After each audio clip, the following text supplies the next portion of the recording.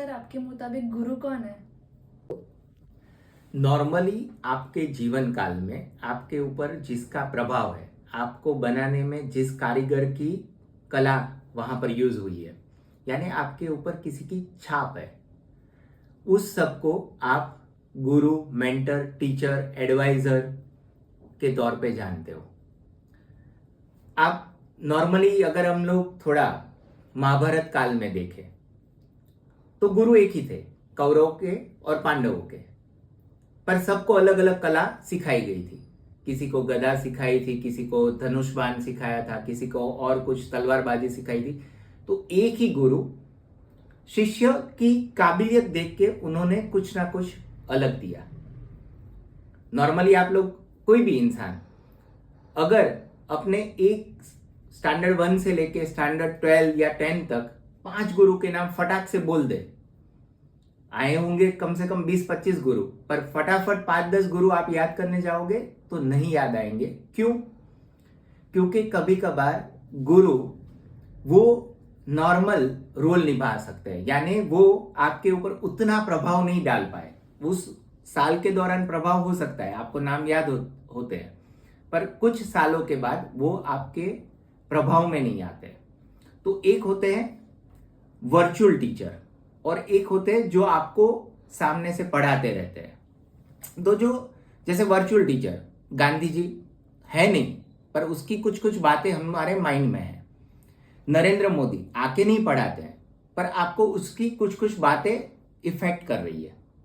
ठीक है, तो बहुत सारे ऐसे लोग होंगे जिनकी कहानियां आपके ऊपर इंपैक्ट करेगी, उस हिसाब से आप अपना जीवन को मॉडिफाई करोगे। वो हुए वर्चुअल। अब प्रेजेंट में जो टीचर है, जो आपके नजदीक टीचर के दौर पे या गुरु के दौर पे आपके पेरेंट्स हो सकते हैं। फर्स्ट सबसे पहले तो वही टीचर है, चलना भी उन्होंने सिखाया है। तो बोलना चलना ये फैमिली स्ट्रक्चर वो आपका टीचिंग का पास्ट यानी टास्क हो जाएगा। उसके अलावा जो बाहर टीचर है वो अगर आपके एजुकेशन से नीचे रह गए, आपके एजुकेशन से नीचे रहना यानी अगर आप बहुत ज्यादा एजुकेटेड हो गए और 10वें वाला टीचर 10वें में ही रह गया, तो वो आपको याद बहुत कम रहेगा।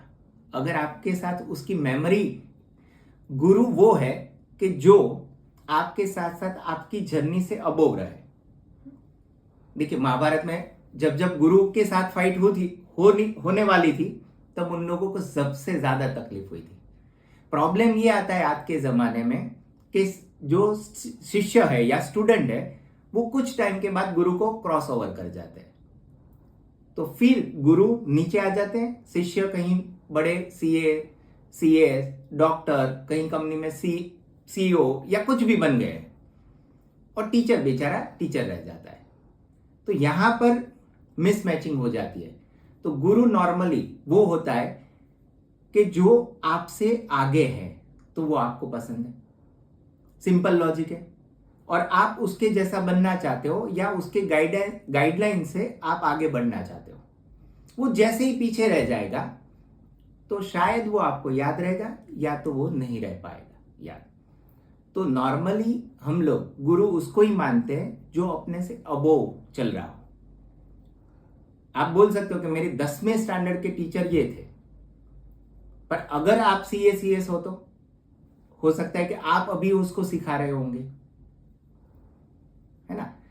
तो ये अगर हम लोग फाइनेंशियल टर्म्स में देखें तो फाइनेंशियल टर्म्स में एडवाइजर, और अगर हम लोग फाइनेंस के टर्म्स में देखें तो एडवाइजर इट्स लाइक ए गुरु।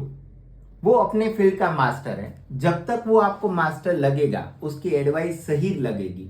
आपकी फाइनेंशियल कंडीशन देख के, इवेल्युएट करके उसको पता होना चाहिए कि फ्यूचर में क्या नीड हो सकती है।